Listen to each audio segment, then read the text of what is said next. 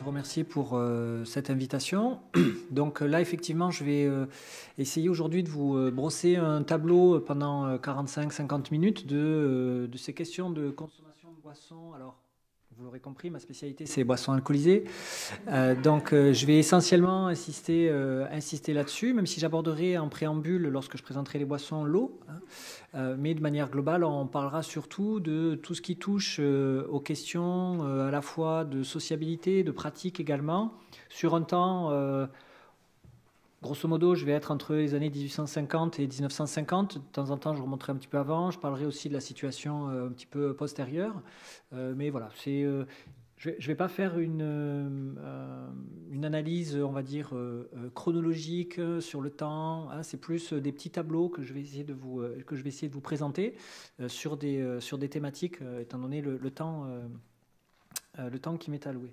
Donc le premier point que j'aimerais aborder, c'est justement, dans une sorte de grande introduction, d'essayer de vous présenter un petit peu ce que ça représente boire, et notamment l'activité à la fois commerciale, également sociale de la consommation à Paris.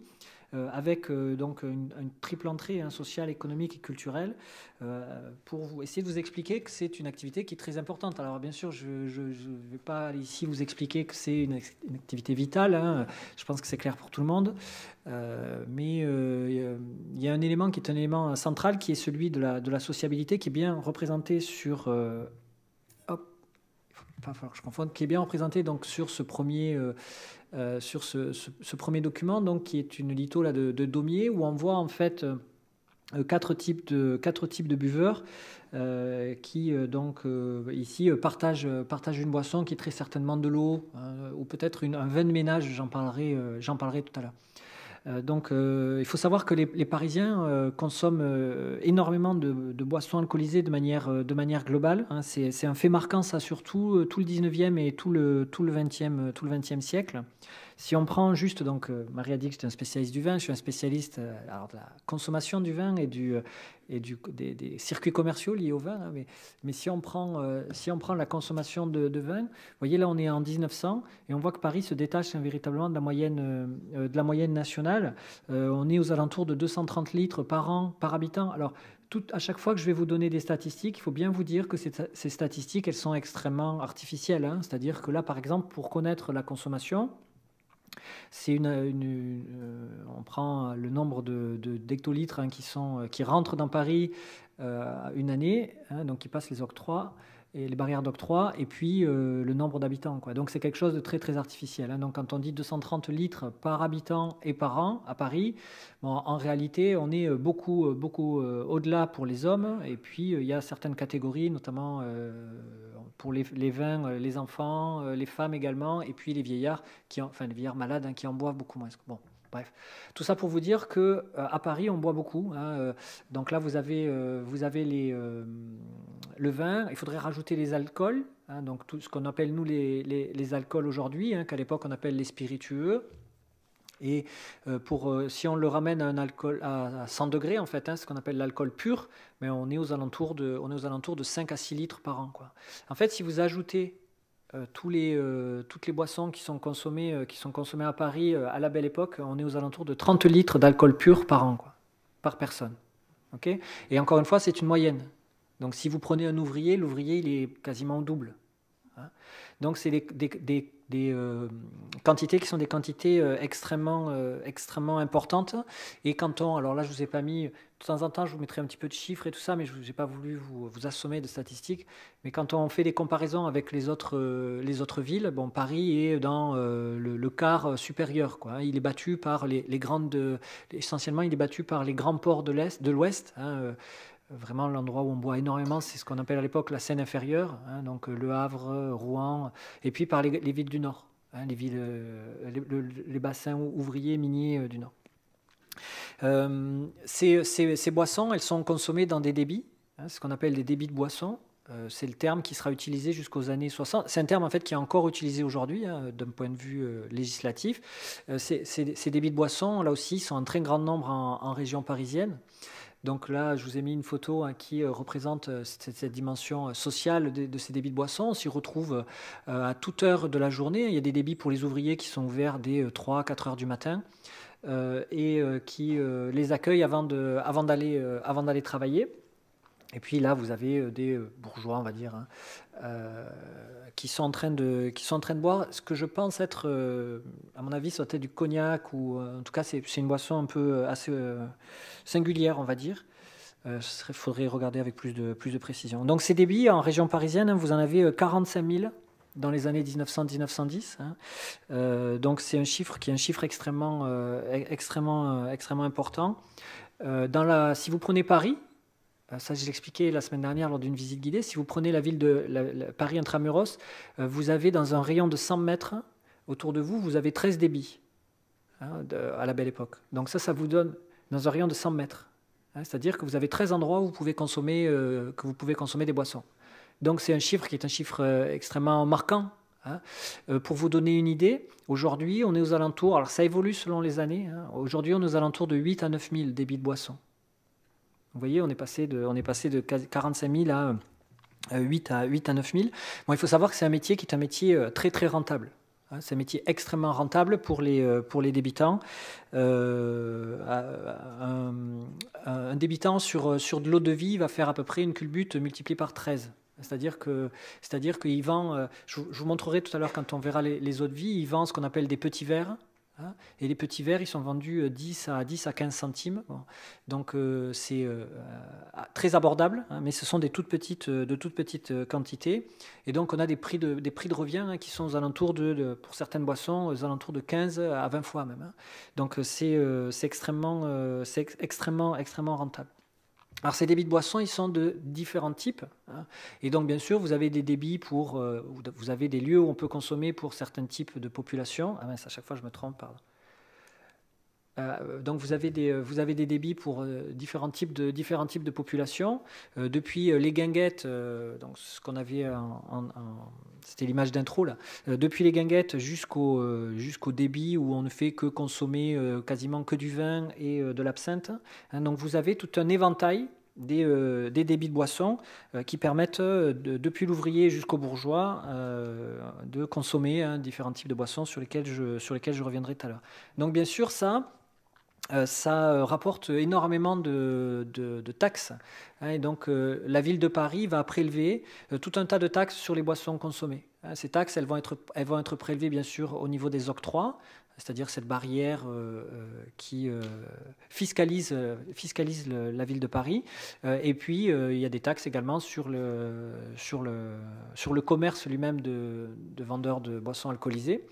Et donc ça, c'est ce qu'on appelle la patente, qui est payée par tous les marchands. Et puis il y a une taxe également, les ancêtres, parce qu'il y en a plusieurs en fait, de la TVA, qui sont payés sur les boissons. Donc vous avez des rentrées d'argent là aussi, je ne vais pas rentrer dans trop de chiffres, mais c'est plusieurs centaines de milliards de francs au début du XXe siècle.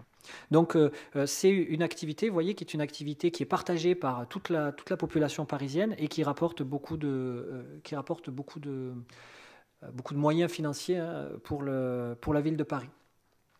Alors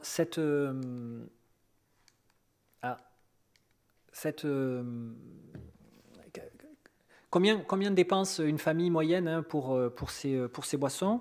Bon, là aussi, ça dépend beaucoup à la fois du niveau de la famille et puis du milieu social.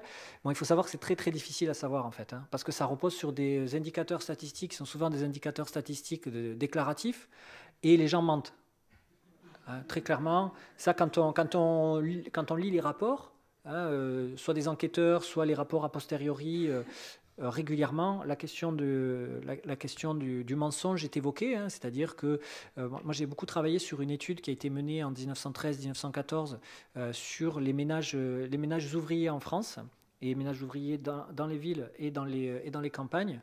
Et tous les enquêteurs expliquent que les chiffres qui sont donnés pour les consommations, notamment à l'extérieur de la maison, parce qu'on achète des boissons qu'on va consommer chez soi et puis on va dépenser de l'argent également à l'extérieur, ces chiffres sont minorés, sont très très largement minorés. Mais pour vous donner une idée, au début du XXe siècle, un ouvrier à Paris, il dépense à peu près 15 à 20% de son salaire dans les boissons alcoolisées. hein. Donc c'est énorme, hein. Et quand on regarde les livres de compte des marchands des marchands de boissons alcoolisées, alors pour l'anecdote, hein, ces marchands de boissons alcoolisées, on les appelle quasi exclusivement des marchands de vin. C'est le nom qu'on leur donne, hein, mais pourtant on retrouve tout un tas d'autres boissons. Et d'ailleurs, on consomme finalement, c'est chez marchands de vin, hormis ceux qui sont spécialisés dans le vin, ce qui est très rare à l'époque, on retrouve très peu de vin consommé sur place, hein. Le vin, il est acheté en gros. Et puis, donc on y va avec une petite barrique ou avec une grosse barrique, et puis on ramène ça chez soi. Donc 15 à 20%, et je le redis, ce sont des chiffres qui sont des chiffres, hein, donc moyens et très certainement sous-évalués.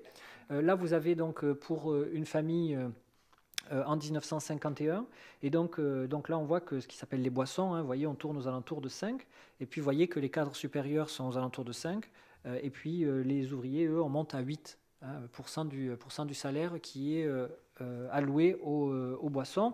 Alors bien sûr, ce sont là aussi des boissons qui sont des boissons différentes. Pour vous donner une idée, aujourd'hui, de manière globale à Paris, il y a une étude qui est apparue hier, qui a été menée par Santé France. À Paris, enfin en région parisienne, on dépense à peu près 1% de son revenu pour les boissons alcoolisées aujourd'hui. Hein, donc vous voyez, il y a une décroissance qui est une décroissance très nette. Et en conclusion, je vous présenterai un petit peu la situation aujourd'hui. Vous verrez, il y a une petite forme de spécificité, quoi. Donc, vous voyez, c'est une activité donc, qui est très largement partagée et qui est très financiarisée, hein. Donc, économiquement, c'est quelque chose d'important. Donc, ça explique, hein, que lorsqu'il y a, on le verra dans un dernier temps, je vous montrerai la question de l'anti-alcoolisme, hein. Lorsqu'il y a des associations anti-alcooliques, hein, qui essaient de lutter contre le fléau qu'est l'alcoolisme, hein, elles se heurtent à un mur qui, avant tout, mais c'est la même chose aujourd'hui, hein, il ne faut pas se leurrer, hein, qui est avant tout un mur économique, hein. Alors on va vous dire c'est culturel, c'est la sociabilité, tout ça. La vraie réalité, c'est quand on travaille sur les lobbies, quels qu'ils soient, hein, dans les boissons alcoolisées, ce qui revient avant toute chose, c'est la question financière, enfin économique, hein, le marché, quoi. Alors, qui boit quoi? Et donc là, je vais surtout insister sur notamment ce qu'on boit. Donc il y a toute une variété de boissons, hein, qui sont consommées dans Paris. La première, bien sûr, celle qui est peut-être la plus... Ah, ok, voilà, c'est l'eau. Hein, avec de très nombreuses difficultés, hein. Depuis l'Antiquité, l'eau est une question structurelle à Paris. Au Moyen-Âge, Philippe Auguste essaie d'imposer aux prévôts des marchands la mise en œuvre de la construction de fontaines, hein, pour permettre à la majorité de la population d'avoir accès à l'eau potable, hein. Bon, en réalité, ça va mettre énormément de temps à se mettre en place. Il faudra attendre, en fait, vous voyez, hein, donc je vous ai mis le premier puits artésien à Paris. Le premier puits artésien, donc un puits artésien, c'est on va forer, en fait, hein. Donc c'est le puits de Grenelle qui donc est inauguré en 1841 après plusieurs années de forage. Donc c'est Arago, en fait, qui est à l'initiative de ce puits de Grenelle. J'ai oublié le nom, Mulot, il s'appelle l'ingénieur qui s'en occupe, et donc je ne sais plus, ça prend 5, 6 ou 7 ans, quelque chose comme ça. Ça prend énormément de temps. Le puits artésien de Grenelle, il descend quand même à peu près 550 mètres. Hein. Et donc on va quelques années plus tard, donc le puits il est vraiment il va fonctionner à partir de 1841, et puis on va faire cette tour là que vous voyez, qui est une tour dans un premier temps faite en bois, et puis à partir de 1858 qui sera une tour en acier, et qui en fait permet à l'eau de rejaillir, quoi. Et puis cette tour, elle sera détruite au début du XXe siècle, et elle sera remplacée à cet endroit-là par une statue de Pasteur. Et puis à côté, on mettra à quelques mètres, on mettra une fontaine, qui est une fontaine qui existe encore aujourd'hui, hein, donc qui est place, j'ai oublié. Et vous aurez par la suite 6 autres puits artésiens dans Paris qui vont permettre donc d'apporter de l'eau dans la capitale, et qui vont donc permettre l'accès à l'eau potable. Alors, faut faire attention, c'est une eau potable qui est très rapidement souillée, quoi. Hein, ce sont des eaux qui très rapidement deviennent contaminées par tout un tas de choses, hein, que ce soit des maladies humaines, mais ça peut être également des maladies animales. Il y a également des problèmes. Alors, quand on va développer le système des canalisations modernes, il va y avoir des problèmes avec les eaux usées parce que parfois, donc en fait, les systèmes de canalisation, ce sont des systèmes qui sont des systèmes enterrés mais ouverts, quoi. C'est-à-dire qu'il ne faut pas imaginer des tubes, il faut imaginer plutôt des sortes de, oui, voilà, des sortes d'égouts, des sortes de canaux ouverts mais sous le sol. Et parfois ils débordent. Et donc quand ça déborde, ben, ça va aller, les eaux elles vont parfois se rencontrer, quoi. Donc quand vous avez des inondations, par exemple, ou des fortes pluies, eh bien, vous avez les eaux qui sont souillées. Alors ça, c'est quelque chose qui est très très important à comprendre parce que ça explique que jusqu'au début du XXe siècle, pour Paris, et je dirais jusqu'à la moitié du XXe siècle pour certaines régions rurales en France, on a une très très forte méfiance vis-à-vis de l'eau. Hein. C'est quelque chose sur lequel aujourd'hui les historiens de la santé travaillent beaucoup. Hein. C'est cette espèce d'aversion qui existe pour l'eau, qui pour nous est totalement incompréhensible. Elle est due essentiellement au fait que l'eau, bah, ça propage énormément de miasmes, de germes qui pendant très longtemps ont été mortels, quoi. Hein. Donc ça explique une chose, c'est que on va consommer d'autres boissons qui vont couper l'eau ou avec lesquelles on va couper l'eau. Hein, c'est dans un sens ou dans l'autre. Mais l'eau est rarement consommée en tant que telle. En tout cas, on s'en méfie énormément, hein, parce que donc je vous ai parlé des fontaines, il y a des puits aussi des puits classiques, hein, qui vont être utilisés dans les cours. Bon, mais ces puits régulièrement, ils sont problématiques parce que on retrouve en fait de la terre, donc il faut les filtrer. Bon, ça pose de très nombreux soucis, quoi. Hein, donc imaginez un système d'approvisionnement en eau qui est problématique. Alors c'est pour cela que dans les années 1870, hein, au sortir de la guerre contre les Prussiens et puis de la Commune, hein, vous allez avoir un philanthrope britannique, hein, qui s'appelle Wallace, qui va offrir des fontaines à Paris, justement en souvenir de ces privations qu'avaient subies les Parisiens, et notamment les privations en eau pendant le conflit, pendant le siège.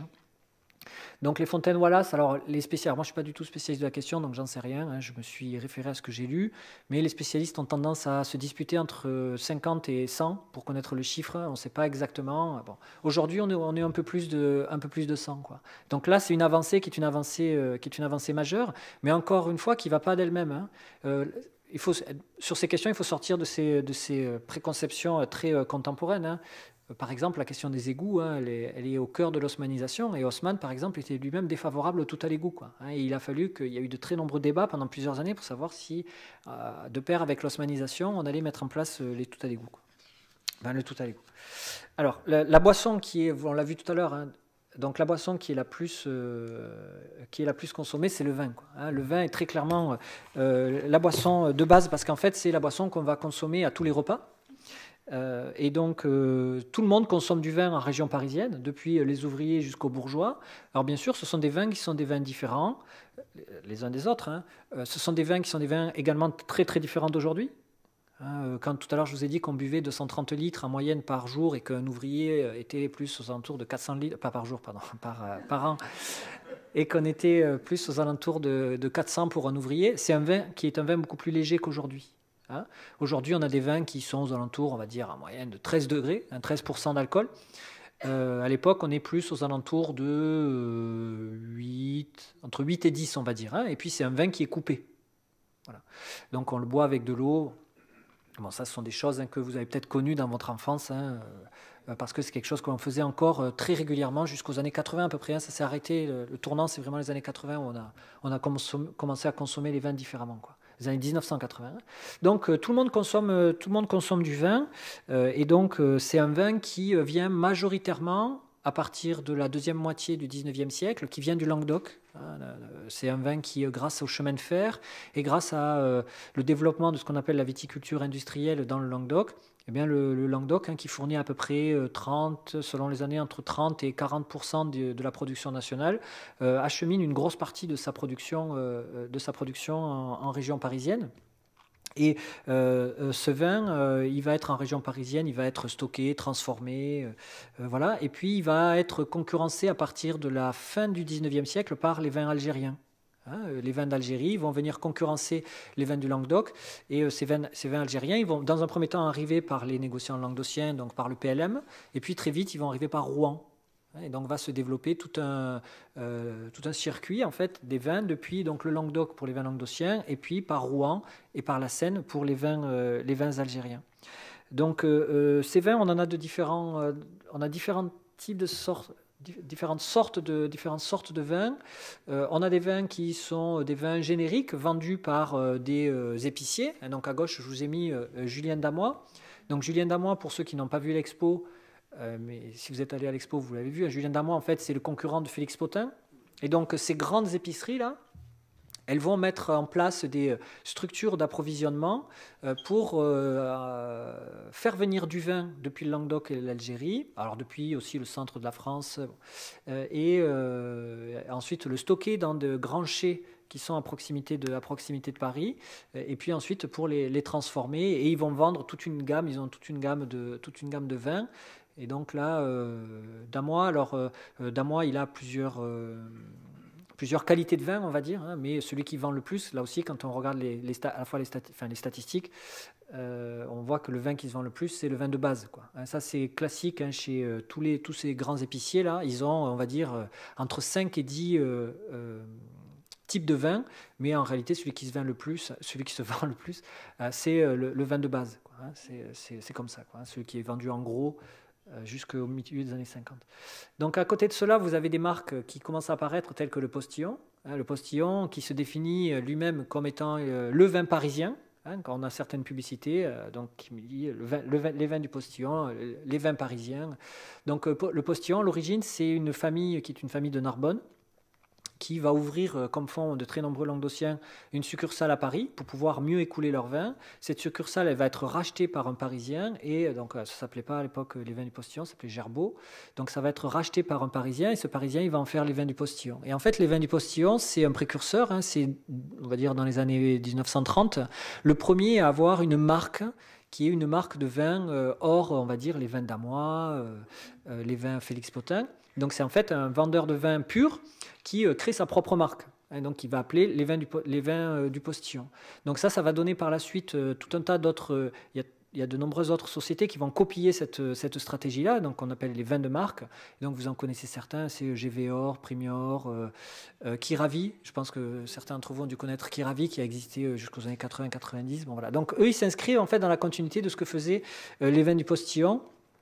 Alors les vins du Postillon, ils avaient leur chai essentiellement, si je ne me trompe pas, à Ivry.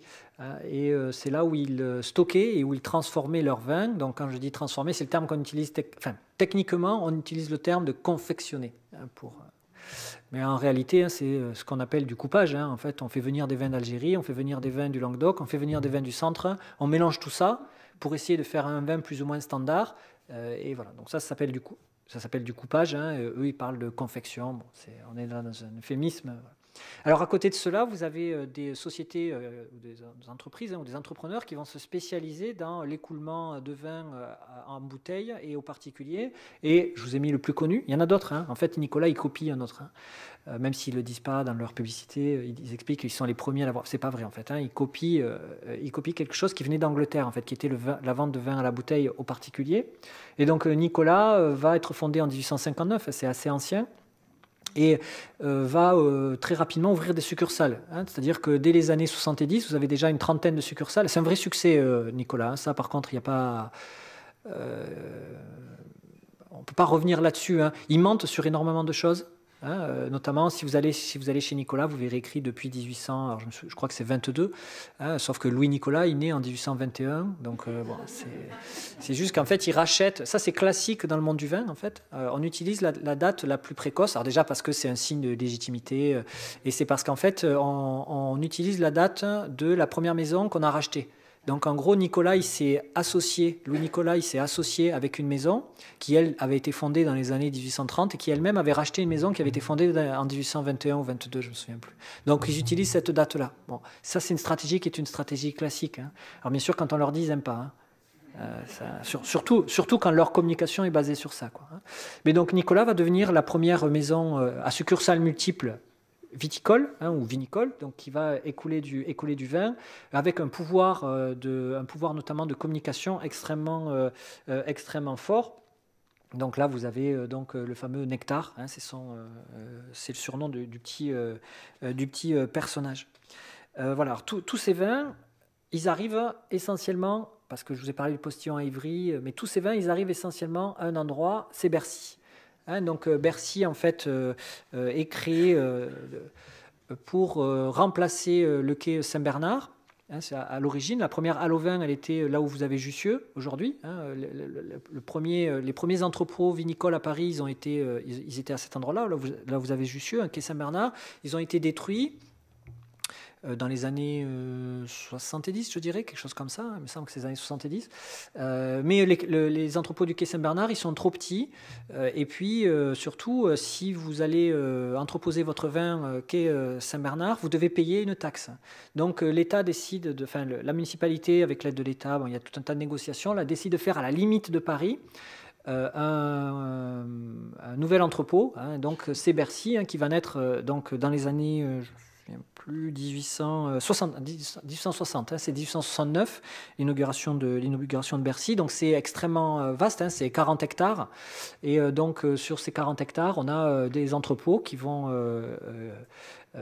émerger, dans lesquels vous avez des caves, hein, et donc là on fait venir, comme je vous l'ai dit tout à l'heure, essentiellement du vin du Languedoc et des vins d'Algérie. Et on y retrouve tout ce qu'on appelle les marchands en gros. Et ces marchands en gros, ensuite, ils vont vendre à des détaillants ou ils vont vendre à des marchands de semi-gros qui eux-mêmes vont vendre à des détaillants.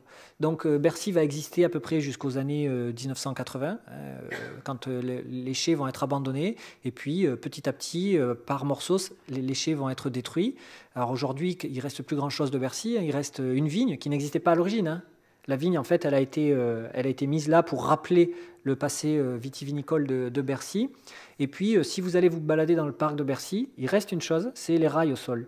Si vous faites attention, il y a des rails au sol parce que tout était construit pour que les trains qui venaient du Languedoc, ils puissent rentrer dans Bercy. Donc vous avez des rails qui témoignent de ce passé. Et puis, le Bercy Village a été construit avec une forme de chai.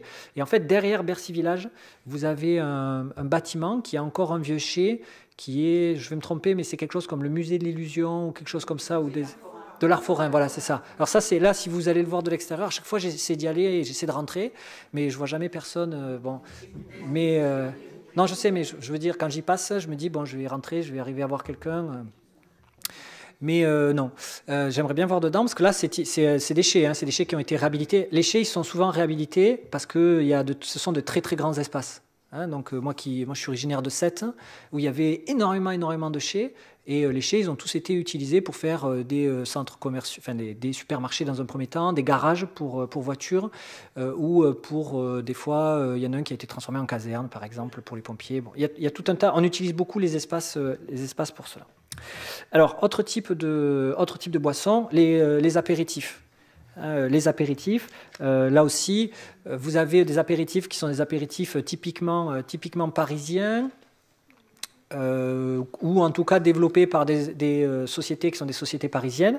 Donc vous en avez une qui est la plus puissante de l'époque, c'est Dubonnet, qui va exister jusqu'aux années 70. Et donc à Paris, on consomme, je vous l'ai dit tout à l'heure, quand on ramène à l'alcool pur, on consomme énormément d'apéritifs. Il faut savoir que la mode des apéritifs, elle date à peu près des années 1870. D'un point de vue populaire, parce que l'apéritif en tant que tel, c'est quelque chose qui est développé dans la bourgeoisie dans les années 1850, mais ce sont des boissons qui restent relativement chères encore dans les années 1850. Par exemple, l'absinthe, en fait, apparaît telle qu'on la connaît au XIXe siècle, elle apparaît dans les années 1830. C'est les soldats qui la ramènent d'Algérie. Parce que, comme le quinquina, ce sont des produits qui sont utilisés à des fins thérapeutiques en réalité. L'absinthe, elle est utilisée comme le quinquina, pour lutter contre la malaria, contre le paludisme. Et les soldats la ramènent d'Algérie. Bon, ils y prennent goût. Ils la ramènent d'Algérie. Et pendant à peu près une trentaine d'années, ça va être une boisson qui va être une boisson essentiellement bourgeoise. Parce que c'est très cher à fabriquer l'absinthe. On peut faire deux types d'absinthe. Vous avez une absinthe par distillation et une absinthe par macération. Et la recette originelle, c'est une absinthe par distillation, ça coûte extrêmement cher à fabriquer. Et puis, on va transformer le processus de fabrication d'absinthe dans les années 1860, ou du moins, on va changer, parce qu'il existait déjà, mais changer de process quasi industriel, et on va de plus en plus fabriquer des absinthes par macération. Et donc là, le coût de l'absinthe va baisser et va devenir une boisson qui est une boisson très très populaire. Et l'absinthe est la boisson star jusqu'à son interdiction en 1915. c'est véritablement l'apéritif star. Et puis, il va être remplacé par les quinquina. Alors, les quinquina, ils existent depuis les années, pareil, 1830, hein, mais ils sont un petit peu dans la production, ils sont un tout petit peu en retrait hein, par rapport à l'absinthe, qui est véritablement la boisson qui est consommée par toutes les classes sociales, quoi. Alors, pourquoi est-ce que je vous ai mis le Ricard à côté? Parce qu'en fait, ce qui va remplacer l'absinthe, ça va être le pastis. La grande maison de production d'absinthe, hein, la plus connue, c'est Pernod. Et Pernod, lorsqu'en 1915, donc en fait vous avez deux Pernod. L'absinthe, j'ai oublié de vous dire, c'est originaire de l'Est de la France, hein. Et vous avez un Pernod dans l'Est, dans le Doubs, et vous avez un Pernod également qui est un cousin avec qui il s'est fâché, qui vient de Marseille. Et ces deux Pernod, ils vont fusionner durant l'entre-deux-guerres et ils vont se lancer dans l'aventure du pastis. Alors ça ne fonctionne pas dans un premier temps, hein. Le pastis, c'est le quinquina véritablement qui va prendre la place dans l'entre-deux-guerres, qui va être l'apéritif star. Le pastis en fait va véritablement connaître un essor à partir des années 50. Déjà il va être interdit pendant la Seconde Guerre mondiale et puis il va être interdit également pendant les années d'après Seconde Guerre mondiale. Enfin, il y a le pastis tel qu'il était consommé à l'époque. Donc on va transformer la recette en 1951 après une loi de 1951, d'où le pastis qui s'appelle le 51. C'est lié à la date. Et donc c'est à partir de là que le pastis va véritablement commencer à devenir une boisson un peu plus consommée. Et ce qui va expliquer que ça va devenir une boisson véritablement là qui va être elle-même à son tour la boisson star, c'est que Pernod va fusionner avec Ricard dans les années 60, si mes souvenirs sont exacts, il faudrait que je vérifie exactement là, peut-être 70, et ils vont racheter toutes les maisons de quinquina pour les tuer. Parce que le quinquina se vend de moins en moins, donc les maisons sont en difficulté. Pernod Ricard, qui est très solide, on va dire, financièrement, va, notamment avec des appuis politiques très forts, va racheter toutes les maisons de quinquina, qui elles-mêmes avaient fusionné entre elles, et va en fait éteindre le quinquina. Bon, ça existe toujours, hein, on retrouve toujours aujourd'hui du Dubonnet, même du Saint-Raphaël, du Bir, on en retrouve toujours, mais bon, c'est confidentiel, quoi. Hein. Voilà pour les apéritifs. Autre type de boisson qui est consommée, les eaux-de-vie. Donc là, je passerai rapidement. Ce qui est intéressant concernant les eaux-de-vie, c'est qu'il y a un aspect qui est un aspect technique lié aux Parisiens. C'est que l'une des plus grandes améliorations techniques de la distillation, c'est un Parisien qui s'appelle De Rosne, qui va donc qui va améliorer, en fait, vous savez, dans ces milieux-là, on n'invente jamais, hein. On améliore les techniques précédentes, et donc il va améliorer la technique de distillation, et donc ça va prendre le nom de distillateur De Rosne, hein. C'est dans les années 1830, donc là je vous ai mis un document qui date de 1880, mais De Rosne c'est plutôt les années 1830-1840, et donc De Rosne, en fait, ce qui va permettre, c'est de distiller en très très grande quantité. Alors, il faut savoir que l'eau-de-vie, elle est interdite d'être distillée dans Paris, hein, à partir de, je vais vous dire, 1822. À partir de 1822, il est interdit de distiller dans Paris. Alors, ça ne veut pas dire qu'il n'y a pas de la distillation clandestine, hein. Il y a une distillation clandestine, à peu près. C'est dur à chiffrer, hein, mais on est aux alentours de plusieurs centaines de litres par jour. Qui est distillé à Paris, ça reste assez limité, mais bon, ça va approvisionner essentiellement les familles. Et donc ces eaux de vie, elles sont consommées, donc là c'est ce dont je vous parlais tout à l'heure, hein, elles sont consommées donc dans des petits verres, hein, donc on parle du petit verre, qui est une pratique très très courante, notamment chez les ouvriers, hein. Cet alcool, il joue un rôle également à Paris d'un point de vue économique. Il y a une bourse des alcools, hein, qui existe depuis 1854, avec des courtiers qui sont des courtiers goûteurs aussi, hein, ces courtiers gourmets, courtiers jurés, qui sont très très très importantes. Voilà, je passe rapidement, sinon je vais pas avoir le temps de tout dire. Je voulais vous montrer ensuite, les boissons régionales, là aussi, qui sont consommées en grande quantité. Les deux grandes boissons régionales consommées en très grande quantité, la bière et le champagne, hein. Et là aussi, attention à ne pas faire d'erreur, hein. Le champagne, il est consommé par, on va dire, toute la population. La différence, en fait, elle se fait surtout sur les périodes. C'est-à-dire que selon les types de population, on va boire du champagne une fois dans l'année, hein. Par contre, Quand on est dans la bourgeoisie ou quand on est plus aisé, on va en consommer beaucoup plus régulièrement. Et puis la bière aussi, hein, là, qui est une boisson très populaire, qui est consommée aussi en très très grande quantité. J'avais des chiffres, hein. Je peux vous dire, je retrouve. On consomme, au début du 20e, on consomme 26 litres de bière par an et par habitant. Hein, donc ce sont des quantités qui sont des quantités assez importantes là aussi, parce que tout le monde ne boit pas de la bière. Donc en plus de cela, vous avez des boissons étrangères, là aussi, hein, avec différents types de boissons, à différents types de périodes. Et ce qui est intéressant là, c'est de voir que Paris en fait est une porte d'entrée. Hein, alors ça, j'ai pas le temps de le développer, mais c'est quelque chose qui est vraiment très très intéressant. C'est que Paris, en fait, pour les boissons étrangères ou les types de boissons à la mode, tels que les cocktails. Dans les années 30, il y a une grande mode qui nous vient de l'étranger, et notamment des pays anglo-saxons, ce sont les cocktails. Et Paris est la porte d'entrée, c'est-à-dire que ce sont les premiers bars à commercialiser du martini ou à commercialiser du whisky dans les années 50, même s'il existe déjà du whisky dans la première moitié du XXe siècle, mais ceux qui vont les commercialiser en grande quantité, ça va être les Parisiens. Hein. Donc Paris, en fait, fait figure de... Bon, là, c'est classique, hein, dans la mode, quelle que soit la mode, généralement, hein, Paris est un ferment, hein, de la mode. Et donc, dans la question des boissons, c'est la même chose. Hein. Donc, vous avez des boissons qui, souvent, dans un premier temps, sont consommées par les populations immigrées qui apportent, en fait, leurs propres pratiques. Et donc, vous avez le vermouth, hein, donc, qui est un vin, le vermouth, c'est un vin blanc, généralement, hein, qui est fait à partir de mistel, hein, c'est-à-dire on va mélanger, le vermouth, en fait, c'est un mélange entre du vin blanc normal et du vin blanc dont on a arrêté la fermentation en mettant, si on le fait par un procédé naturel, on va dire, on va mettre de l'alcool. Hein, on utilise de l'alcool, ça arrête la fermentation. Hein. Alors ça, c'est le procédé qui est le procédé artisanal. Hein. Les grandes maisons qui fabriquent du vermouth ou qui utilisent ce qu'on appelle des mistels, donc qui est ce vin fermenté, ils utilisent de la sulfite. Hein, donc après, les mistels doivent être désulfités. Hein, donc on utilise du soufre. Voilà. Donc d'ailleurs, juste pour l'anecdote, hein, le quinquina, c'est un vermouth en fait.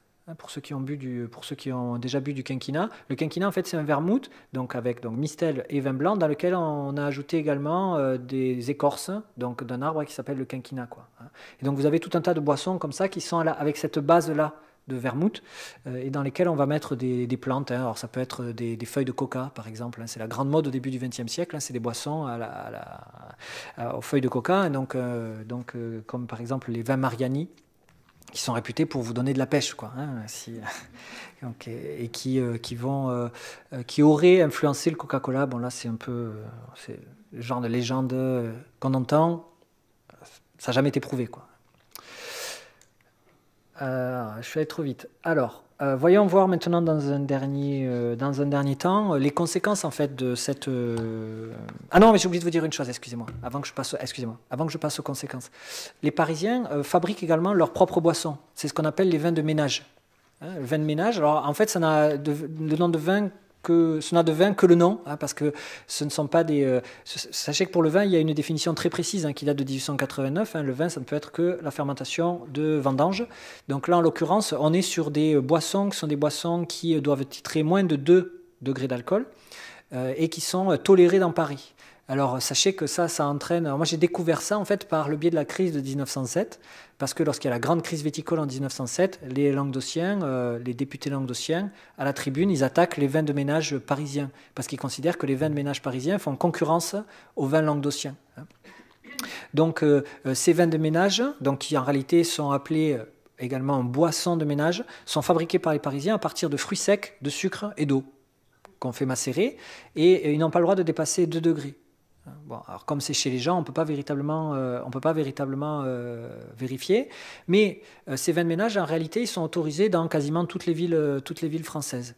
L'exceptionnalité parisienne, c'est que les épiciers, les petits épiciers et les petits débitants ont le droit d'en vendre en petite quantité. Et c'est à ça que s'attaquent les députés languedociens, quoi. Donc, il y a également, vous voyez, ces consommations qui sont des consommations assez informelles, sur lesquelles nous, les historiens, on a finalement assez peu de prise, hein, parce que c'est difficilement, c'est très peu sourcé. Voilà, je voulais en parler, c'est c'est quelque chose d'important, hein, parce que, à mon avis, ça en dit long de à la fois la propension et puis des pratiques sociales des Parisiens ici en l'occurrence, et puis des Français de manière générale. Alors, mon dernier point, il portera sur les conséquences de tout cela. Donc, je vais les voir un petit peu de manière un peu artificielle, hein, avec d'un côté ce qui est positif et de l'autre côté ce qui est négatif. Donc là, vous imaginez que je vais passer un petit peu de temps sur ce qui est négatif, hein, avec ce tableau de Toulouse-Lautrec. Hein, Toulouse-Lautrec qui était un grand consommateur d'absinthe, hein, qui va mourir. Et donc, vous l'imaginez, hein, cette consommation, elle entraîne de très nombreuses dérives. Hein. Ces dérives, on peut en voir plusieurs.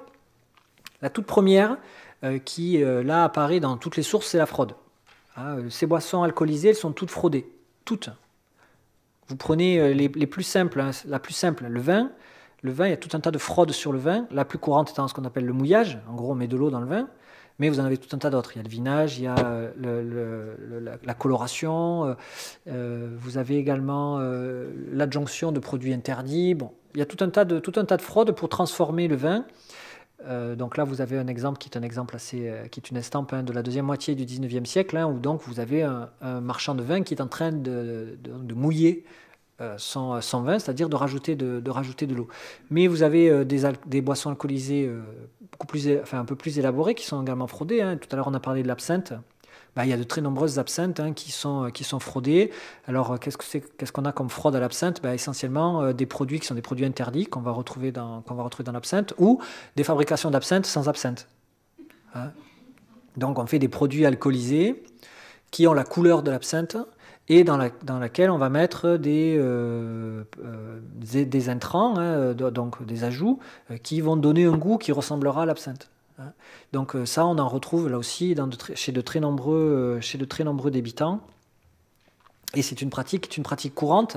Alors c'est pour ça que va être créé le laboratoire d'analyse à Paris, hein, pour notamment traquer ces fraudes. Il faut savoir que ce laboratoire d'analyse, quand on regarde les statistiques de la ville de Paris, ce laboratoire, il va contrôler à peu près pour un tiers le vin et pour un autre tiers le lait.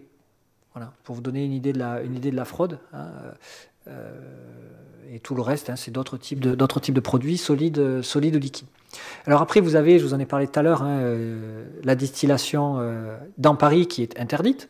Hein, donc pourtant, il y a des familles qui vont distiller. Donc là, vous avez un exemple de distillateur artisanal qui est fabriqué à partir de produits qui sont pas de produits, mais d'objets qui sont des objets courants. Alors il faut savoir que là, quand on regarde là aussi les études sur la répression des fraudes, hein, à l'époque on appelle ça les contributions indirectes. Enfin, du moins, la répression des fraudes fait partie des contributions indirectes. On voit qu'il y a une très nette augmentation à partir du moment où le gaz arrive dans les maisons. Hein. Parce que le gaz va permettre de distiller beaucoup plus facilement, beaucoup plus rapidement et avec moins de danger. Bon, donc on va avoir, notamment durant l'entre-deux-guerres, hein, une distillation et une traque à la distillation qui est assez forte. Alors bien sûr, il y a de très nombreuses plaintes, récriminations vis-à-vis de ces fraudes. Ces récriminations, elles viennent de Paris. Hein, par exemple, quand on regarde le tribunal de commerce, hein, on retrouve de très nombreuses plaintes contre ces fraudes, mais elles viennent également d'autres régions. Hein, donc les Algériens, donc les négociants algériens et les négociants languedociens se plaignent énormément de l'attitude des débitants parisiens qui mouillent leurs vins, et donc en mouillant les vins, ça gonfle les quantités, donc on achète moins de vin en languedocien. Donc par exemple en Languedoc, dès qu'il y a une crise de mévente, c'est-à-dire que dès qu'on vend moins, on accuse les Parisiens. Hein. Mais après, je le dis... c'est à la fois une excuse, mais c'est aussi une réalité, quoi, hein. C'est-à-dire que vous avez donc là, on pourra aussi en parler pendant des heures. Hein. Vous avez des articles dans les journaux nationaux, hein, que ce soit le Petit Parisien, le Petit Journal, le Matin, qui décrivent certaines pratiques à Bercy notamment, ou chez les débitants, hein, qui sont des pratiques de fraude parfois à très grande échelle, quoi, hein. Donc c'est une réalité. Alors le deuxième type de dérive, hein, bien sûr, c'est tout ce qui a trait à l'ivresse, on va dire, et donc qui entraîne, hein, des vols, des violences, des outrages. Hein, bon.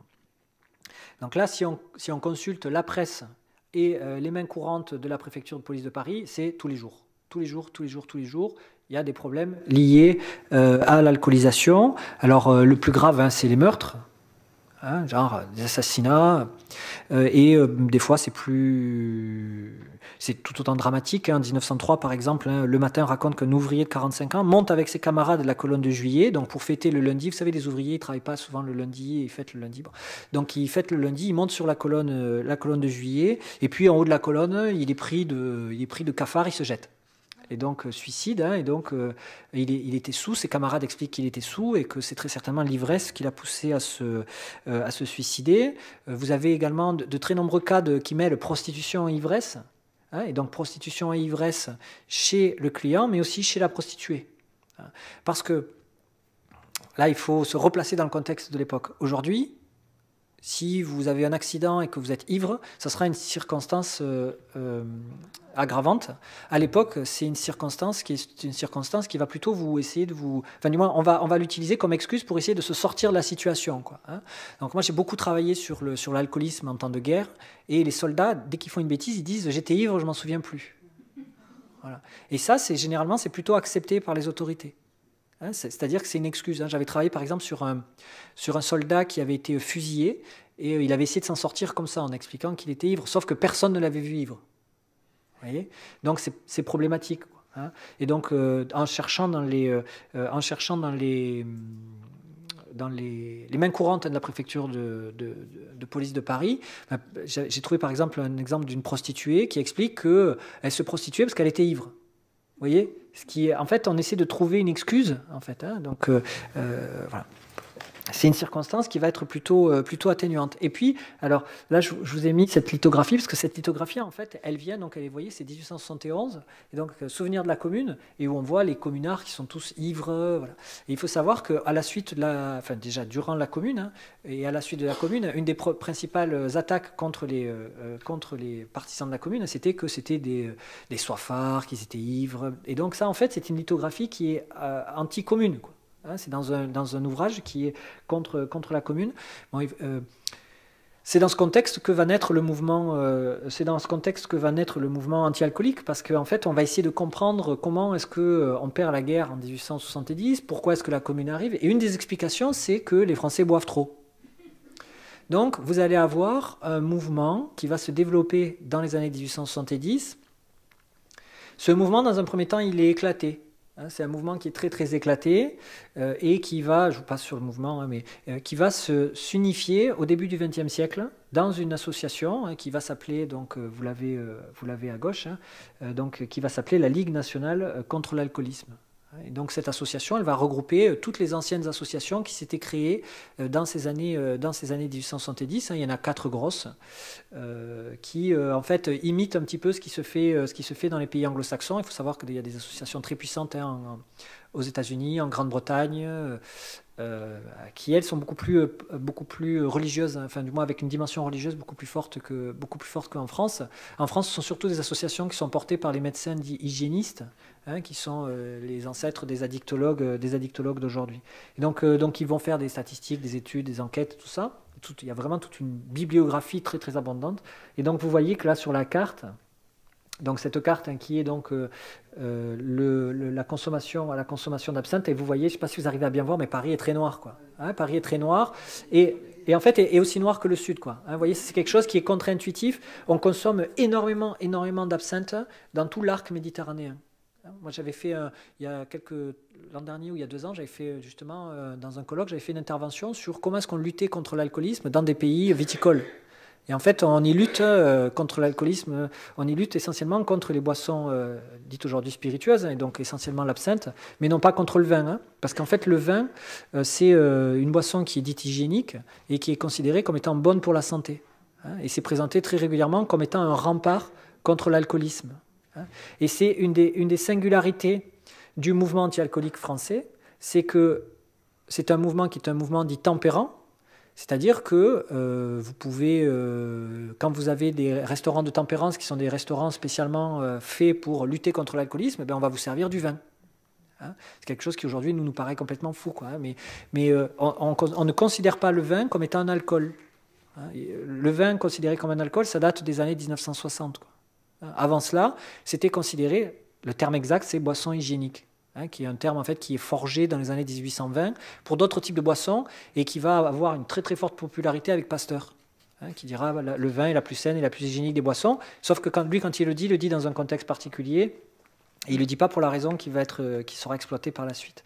Donc ces anti-alcooliques, non, c'est pas ça. C'est pas ça, c'est ça.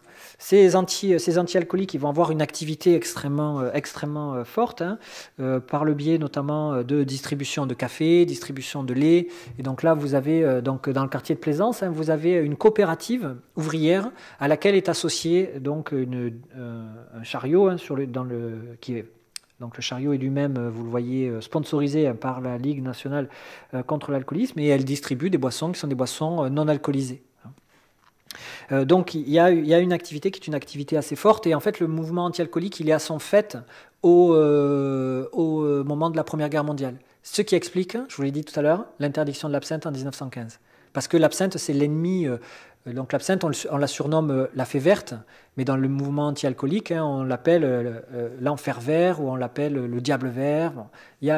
C'est véritablement l'alcool qui est l'alcool le plus attaqué, critiqué. Et donc dans un contexte de guerre, les anti-alcooliques vont avoir, on va leur donner raison, ils vont avoir gain de cause, et donc l'absinthe va être interdite dans un premier temps pour tous les soldats en 1814, et puis en 1914, pardon, dès le début de la guerre en fait, hein, dès je ne sais plus c'est août ou septembre, je crois que c'est fin août, début septembre, et puis mars 1915, interdiction, et c'est vraiment une loi qui est une loi très dure, hein, parce que souvent quand on prend ce type de loi, on interdit juste la vente, voire parfois la production, donc on entend par là production industrielle. Mais en 1915, on interdit production, vente, donc commercialisation, et consommation. Ce qui, vous imaginez bien, des maisons comme Pernod, qui ont fait leur fortune là-dessus, sont extrêmement embêtés. Donc là, je vous ai mis des sections nouvelles, et quand on regarde ces sections nouvelles, là pour le mois de mai, donc c'est le mois de mai 1909, c'est les sections nouvelles en fait qui sont rattachées à la Ligue nationale anti-alcoolique, mais on voit qu'une grande majorité sont créées dans Paris. Et donc les sections, en fait, ce sont des sections qui généralement sont de deux types dans Paris. Vous avez des sections de quartier, genre la section du 9e arrondissement, qui est l'une des plus actives. Et puis surtout, vous allez avoir des sections dites sections cadettes. Et les sections cadettes, en fait, elles sont rattachées à des établissements scolaires. Et donc, on essaie d'inculquer aux enfants différentes à la fois pratiques et habitudes. Voilà, c'est le mot que je cherchais. Alors, il y a autre chose qui est intéressant en région parisienne, qui va se développer là autour de ceux qui sont les plus radicaux, c'est les restaurants de tempérance. Et le tout premier restaurant de tempérance, il est ouvert rue Saint-Bernard à Paris à la fin des années 1890 par un couple qui s'appelle le couple Legrain. En fait, le docteur Legrain, c'est un psychiatre, hein, qui est donc à Sainte-Anne, et il va ouvrir ce restaurant qui donc ne sert pas de boissons alcoolisées, sauf pendant les repas. Hein, pendant les repas, vous pouvez consommer du vin, alors en petite quantité, hein, en toute petite quantité. Le grain va vite devenir un abstinent, quoi. Ce qu'on appelle un abstinent en France, c'est quelqu'un qui donc est favorable à la prohibition. Je le redis, alors c'est quelqu'un de très actif, hein. Si vous tapez Le Grain dans un moteur de recherche de bibliothèque, notamment les bibliothèques universitaires, vous trouverez énormément d'articles, énormément de livres. C'est quelqu'un de très très actif, mais ça reste très, très minoritaire parce que, je le redis, se heurte à un mur qui est le lobby, notamment le lobby viticole. Bon, bien sûr, il y a ce mouvement anti-alcoolique, hein, il est basé sur tout un tas de statistiques. Je vais juste vous en donner une pour vous montrer comment est-ce que ça évolue. Donc, dans les années 1850, dans Paris, vous avez 27 alcooliques qui sont internés à la Salpêtrière et à Bicêtre. Et puis, dans les années 1860, on va ouvrir Sainte-Anne. Et si on prend l'année 1881, vous avez 25% des admissions à Sainte-Anne qui sont pour alcoolisme. Alors, là aussi, ce sont des statistiques qui ne veulent rien dire, hein. Parce que vous avez des gens qui vont être admis pour d'autres raisons, mais qui sont alcooliques également. Hein. Donc ça, le grand spécialiste, enfin l'autre spécialiste et qui a beaucoup écrit sur ces questions-là, c'est un gars qui s'appelle Magnan, Valentin Magnan. Et Magnan, il explique très très bien dans ces livres-là qu'on retrouve l'alcoolisme dans majorité des cas, des aliénés qui rentrent à Sainte-Anne. Alors ça va être un alcoolisme qui va être un alcoolisme aigu. Donc là, les alcooliques, ils rentrent à Sainte-Anne, ils restent une semaine, ils sortent. Et puis après, vous avez des alcooliques chroniques qui, eux, restent plus longtemps à Sainte-Anne. Donc c'est une question qui est une question importante, qu'on peut également mesurer par les décès. Donc les décès par alcoolisme, alors là, on a très peu de statistiques pour avant le XXe siècle. Hein. Les décès pour alcoolisme pur, hein. Donc ça, c'est une catégorie qui apparaît au début du XXe siècle. Décès pour alcoolisme pur, ils sont de 0,26% en 1910 et on atteint 0,32%. Vous voyez, ça évolue lentement, mais ça évolue malgré tout dans les années 1930. Et dans les milieu des années 1960, on est à 0,5%. Alors là aussi, c'est des statistiques, il faut faire attention. Mais là, ça, c'est pour alcoolisme. Mais si on regarde la cirrhose du foie, eh oui, parce qu'en fait, il faut chercher ailleurs en réalité. Hein. Quand on regarde la cirrhose, vous avez 1,4% de morts en 1910 et 3,8% en 1968. Vous voyez, donc là, on a nettement augmenté, quoi. Donc, on voit que c'est un problème qui est un problème... Là, je parle pour Paris, hein, Paris intramuros. Donc, on voit que c'est un problème qui est un problème très important. Bon, malgré ce, vous avez une propagande qui est une propagande officielle, très active, autour du vin. Ah, mince. Pardon, chaque fois Donc vous avez une propagande très active autour des vins, autour des boissons alcoolisées.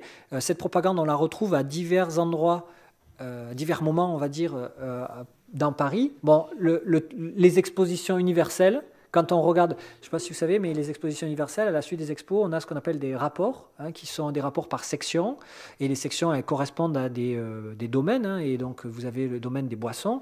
Et quand on regarde les rapports, on retrouve tout ce qui a été présenté lors des expositions universelles. Donc, les expositions universelles à Paris, hein, 1889, vous avez 6000 exposants qui exposent des boissons alcoolisées, vin ou... 7500 exposants, qui exposent du vin. Il y en a 6000 pour le vin et à peu près 1500 pour les spiritueux. Et en 1900, vous en avez 10 000, dont le Palais du Champagne, dans lequel, donc c'est un palais rococo. Donc à gauche, vous avez le palais, vous voyez les gens, hein, vous avez la taille des individus, donc c'est un palais de grande taille, dans lequel on va magnifier ce qui est considéré comme étant la boisson la plus... représentative en France. Donc Paris va là aussi être une vitrine pour l'étranger. Hein. Et cette vitrine, on va la retrouver également à travers une association qui va être, ou du moins un organisme qui va être créé et patronné par l'État dans les années 1930. C'est le comité de propagande en faveur des vins. Hein. Et donc ce comité, il va développer tout un discours autour des bienfaits du vin. Donc il est créé à Paris au début des années 1930. Alors là c'est un peu... Vous voyez, ce qui est intéressant, c'est de voir là le rôle de Paris. Parce qu'en réalité, ce comité, il existait sous une autre forme dans le Languedoc. Il s'appelle l'Association de propagande pour le vin, qui existe à Béziers depuis le milieu des années 20. Et en fait, c'est le fait de se déplacer à Paris, d'être patronné par l'État, qui va lui donner une autre dimension, avec là une dimension nationale, hein, avec énormément de produits, notamment... Enfin, de produits dérivés presque, hein, mais de documents, notamment à destination des enfants. Hein. Là, donc, vous avez un buvard scolaire. Et là, vous avez un bon point. Hein. Et chez moi, alors là, je ne l'ai pas mis, j'aurais dû le scanner. Chez moi, j'ai une... Vous savez, jusqu'aux années 60 à peu près, on a des couvertures en carton qu'on met sur les livres ou sur les cahiers, hein, donc des protège-cahiers ou des protège-livres. Ben, j'en ai un qui est un protège-livre où on retrouve en fait tout ça. Le bon point, et où on retrouve ce qu'on retrouve ici sur le buvard scolaire, c'est-à-dire ce qu'apporte le vin. Donc il y a une dimension, vous voyez, qui est une dimension ici alimentaire, et jusqu'aux années 60, hein, le vin est ce qu'on appelle une boisson aliment. On le calcule en degrés d'alcool, mais aussi, vous le voyez, en calories. Hein, donc il y a un rapport qui est un rapport important. Bien, pour conclure, la situation aujourd'hui. Mais la situation aujourd'hui, à la fois, elle a beaucoup changé et pas du tout. Si on regarde à gauche, on a toujours des pratiques qui sont des pratiques nouvelles. Hein, les fameux happy hours, qui ici, sur cette pancarte, ont été transformés en heures heureuses. Et vous voyez que Paris va être là aussi une porte d'entrée pour les nouvelles boissons. Et là, vous avez deux boissons à la mode, hein, Mojito et, je ne sais pas comment ça se prononce, Caipirinha, j'en sais rien. J'en ai jamais bu de ma vie. Marie, tu sais? Caipirinha, merci. Donc là, vous avez des boissons qui sont des boissons donc, à la mode hein, et qui ont été, là aussi, en grande partie popularisées par les pratiques parisiennes, à la fois l'happy hours et nouvelles boissons. En revanche, quand on regarde la consommation de boissons alcoolisées aujourd'hui, on voit que l'Île-de-France est très nettement en retrait. Très nettement. Hein, c'est-à-dire que vous avez une proportion de Parisiens qui boivent beaucoup moins que dans les autres régions françaises. C'est difficile à expliquer. Donc ça, c'est ce dont je vous parlais tout à l'heure. Hein, c'est l'étude France Santé qui est apparue hier ou avant-hier. C'est très difficile à expliquer. C'est essentiellement culturel, je pense. Hein, et les experts ont tendance à dire que c'est culturel. Alors généralement, sous le culturel, il y a le mot religion. Hein. Hein, il ne faut pas se leurrer. Je pense qu'il y a une dimension qui est une dimension religieuse assez importante, et il faut le dire. Hein. Alors, ce n'est pas dit dans les médias, mais bon, nous, en tant que chercheurs en sciences sociales, on se doit de le dire. Hein. Il y a très certainement une raison religieuse, bon, parce qu'il y a vraiment une inversion de la tendance qui est très forte. Je pense qu'il y a une dimension de sociabilité aussi. Hein, la sociabilité en région parisienne est peut-être un peu moins marquée que dans d'autres régions. Hein. Voilà. Bon, il doit y avoir tout un tas de facteurs. Mais ce qui est intéressant, c'est de voir que sur le très long terme, vous voyez, on a une inversion de la tendance. Très net. Voilà, je vais m'arrêter là.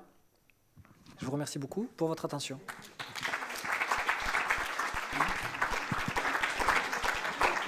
Merci beaucoup. Le temps est maintenant le temps des questions. Donc si vous avez des questions, merci d'attendre le micro pour qu'elles soient enregistrées. Vous ne nous avez pas parlé des bouilleurs de cru, dont l'importance était énorme, notamment dans la France rurale.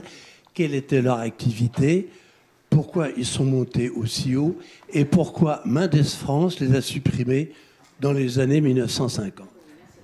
Mais il n'y en a pas à Paris, en fait. Il n'y en a pas à Paris. Il n'y en a pas dans Paris même.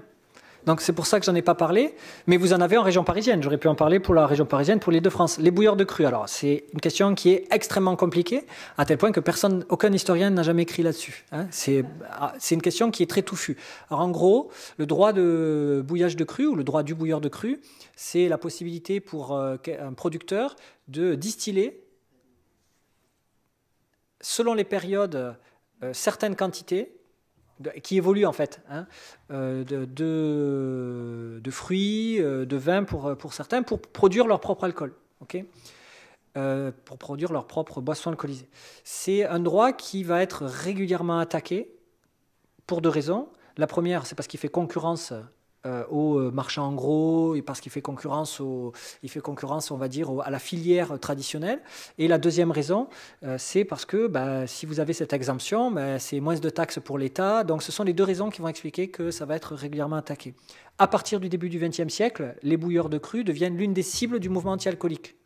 À tel point que, pendant la Première Guerre mondiale, une des grandes lois contre les bouilleurs de cru, c'est 1916. Où on va limiter le droit des bouilleurs de cru avec une certaine quantité, et la transmission va devenir encore plus compliquée. Et sous Mendes France, en fait, alors là je ne l'ai pas du tout dit, Mendes France, il va relancer l'anti-alcoolisme en France, notamment avec le professeur Debré, et lorsqu'il relance l'anti-alcoolisme en France, l'anti-alcoolisme désormais va être porté par l'État, ce qui n'était pas le cas auparavant. Tout à l'heure, quand je vous ai parlé du mouvement anti-alcoolique, ce sont essentiellement des associations. Hein, c'est un mouvement associatif, on va dire. À partir des années 50, c'est un mouvement qui est un mouvement véritablement étatique. Et donc, Mendes France va s'attaquer à différents éléments, notamment à l'association, l'organisme dont je vous ai parlé tout à l'heure, hein, le comité de propagande en faveur du vin. Il disparaît dans les années 50. Mendes France va distribuer du lait. Hein, vous avez tous vu cette histoire du lait. Bon, le lait, il est distribué. Le lait, il est distribué aux enfants dans les années 50 parce qu'on veut les habituer à un autre goût que l'alcool. Non, mais quand vous dites après, c'est parce que ça a continué. Hein, mais la première fois où c'est distribué, c'est au milieu des années 50 sous Mendes France. C'est pour habituer les enfants à un autre goût. Bon, il y a aussi une dimension qui est une dimension d'écouler des stocks. Hein. Là aussi, il y a une dimension économique très claire. Hein. Bref, les bouilleurs de cru, ils existent toujours aujourd'hui. Et en fait, les bouilleurs de cru qui existent aujourd'hui, c'est des fils de bouilleurs de cru qui eux-mêmes sont fils de bouilleurs de cru. D'accord, hein? Et donc, en fait, aujourd'hui, vous n'avez, c'est qu'un père qui peut le transmettre à son enfant. Et si je ne me trompe pas, ce n'est plus possible aujourd'hui. C'est-à-dire que ceux qui sont encore bouilleurs de cru aujourd'hui, c'est ceux qui bénéficient de la loi des années 50 et qui étaient donc en vie dans les années 50. Voilà. Donc c'est une question qui est une question très très épineuse, hein, et qui revient régulièrement dans les débats, notamment dans les débats parlementaires, tout au long du XXe siècle. Voilà. Oui, bonjour. Vous nous avez dit au tout début, vous avez parlé de la qualité de l'eau dans Paris au XIXe siècle. Alors, je ne sais pas si vous pouvez extrapoler un petit peu. Est-ce que c'était une spécificité française ou est-ce que dans l'Europe entière, on avait le problème de cette qualité mauvaise de l'eau dans des canalisations souterraines? Ou est-ce que c'est la France qui était en retard par rapport à l'Angleterre, à l'Allemagne? Ça, je ne sais pas. Ça, là, je vais vous avouer très honnêtement que je ne sais pas. Ce que je sais, c'est que c'est la même chose partout en France. Voilà. Pour avoir beaucoup travaillé sur cette question, pour essayer de comprendre pourquoi les gens ont bu autant de boissons alcoolisées dans le Sud, j'avais travaillé sur cette question à partir des rapports de comités d'hygiène dans l'Hérault et dans le Gard. Et c'est une question qui se poursuit à Montpellier et à Nîmes jusque dans les années 1920. Quoi. Et en fait, il y a d'autres problèmes. Hein. Vous avez le saturnisme aussi. C'est-à-dire que les tuyaux, ils se dégradent très rapidement et ils vont propager donc le saturnisme sans le découvre, entre guillemets. En tout cas, on décide de s'y attaquer au début du XXe siècle. Quoi. Hein. Donc, c'est une question qui est une question nationale. Après, l'étranger... Je vous avoue très sincèrement, là, je ne peux pas vous répondre. Et sinon, deuxième petite question, le basculement du quai Saint-Bernard pour les chais de vin à Bercy, vous avez dit c'est 1869 ? Non, ce n'est pas le basculement. C'est en fait Bercy vient compléter Saint-Bernard en 1869. Mais vous avez dit que c'était pour des raisons de taxes... Non, de taille. Oui, de taxes et de taille. Parce que Bercy était déjà dans Paris à cette époque. Mais oui, mais non. Mais là, c'est très compliqué. En fait, Bercy bénéficie d'une... Voilà, c'est ça, c'est exactement ça. Bercy bénéficie d'une extraterritorialité, c'est ce qu'on appelle l'entrepôt réel, en fait. Donc, il y a une question qui est une question juridique, là, hein, juridico-financière. Voilà. Donc, Bercy est dans Paris, vous avez raison, mais pour le fisc, il ne l'est pas. Voilà. C'est une zone franche, ouais. Ouais, mais ça porte un autre... En fait, pour les vins, on parle d'entrepôt franc, d'entrepôt réel et d'entrepôt... Alors, c'est pas virtuel, mais il y a un autre terme. Et on a parlé du lait de Mendes France, mais il y a eu du vin dans les écoles jusqu'à quelle date? Alors, il y a eu du vin dans les écoles jusque... Le vin, il a été interdit dans les écoles... Alors, je vais vous répondre très clairement. Dans les écoles, il a été interdit au début des années 2000. D'accord? Mais c'était pour les enseignants. D'accord? Il est interdit dans les cantines pour les enfants de moins de 14 ans, je crois. Il faudrait vérifier l'âge exact, peut-être 16 ans, en 56. Milieu des années 50. Voilà. Et après, dans les lycées, ça doit être la loi Evin, je pense, qui, à mon avis, au moment de la loi Evin, là, dans les années 90, il y a toute une série de lois qui interdit pour les cantines scolaires de lycée. Il me semble que c'est... Parce qu'il y a une nouvelle offensive du mouvement anti-alcoolique dans les années 80-90. Qu'est-ce qu'il y a à l'origine de l'absinthe? Un fruit, une graine. Une plante. Et pourquoi mettait-on, on voit des images où on met un sucre entre l'absinthe et la bouteille ou le verre? Alors, donc, c'est une plante, d'accord? Une plante qui est soit dont on va extraire l'essence, en fait, hein, et qu'on va ensuite distiller. On va le mélanger avec d'autres trucs et on va le distiller, avec d'autres produits, on va distiller, ou alors on fait macérer de l'alcool ou une sorte de décoction avec l'absinthe. Donc l'absinthe, c'est une plante. Il y en a deux types, hein, ce qu'on appelle la petite absinthe et la grande absinthe. Et ensuite, votre question... Ah oui, pourquoi le sucre? Parce que c'est très amer, l'absinthe. Donc en fait, on doit le sucrer. Mais comme c'est très alcoolisé, il y a un taux d'alcool qui est très fort, le sucre, il ne se dissout pas. Donc ce qu'on fait, c'est qu'on met le morceau de sucre sur ce qu'on appelle une pelle, qui est la cuillère trouée, et on passe l'eau à travers le sucre, à travers la pelle, la cuillère trouée, et ça va faire une sorte de mixture comme le pastis, quoi. En fait, c'est comme ça que Pernod, en fait... Bon, de toute façon, on retrouve dans l'absinthe beaucoup d'anis, hein, sachez-le, d'anis étoilé, bon, ce qu'on va retrouver ensuite dans le pastis, quoi. J'en profite pour vous dire qu'à l'exposition, vous pouvez voir mis en scène un verre d'absinthe avec la pelle le sucre. Et le sucre. Donc, une nouvelle raison pour aller voir l'exposition. Vous pouvez aussi écouter, et puis si vous voulez pour en savoir plus sur le lait, vous pouvez aussi être mis en ligne toutes les conférences. Il y en a déjà 2 qui sont en ligne, les conférences précédentes. Donc si jamais vous n'avez pas pu venir, vous pouvez voir, et donc il y en a une sur une ferme laitière en Ile-de-France, Arcy-en-Brie, qui appartenait aussi à Nicolas. Oui, exactement, parce que Nicolas fait une partie de sa fortune sur le lait, oui. Voilà. Donc vous pouvez en savoir plus en écoutant la conférence. Voilà. D'autres questions? Maintenant que j'ai fait cette parenthèse publicitaire. Autre question? Il nous reste à remercier le conférencier. C'est moi qui vous remercie. Merci. Merci beaucoup, merci à tout le monde d'être venu. Voilà. Et allez visiter l'expo si vous ne l'avez pas fait. Je le redis au cas où. C'est jusqu'au 1er février, c'est gratuit, il y a un catalogue gratuit.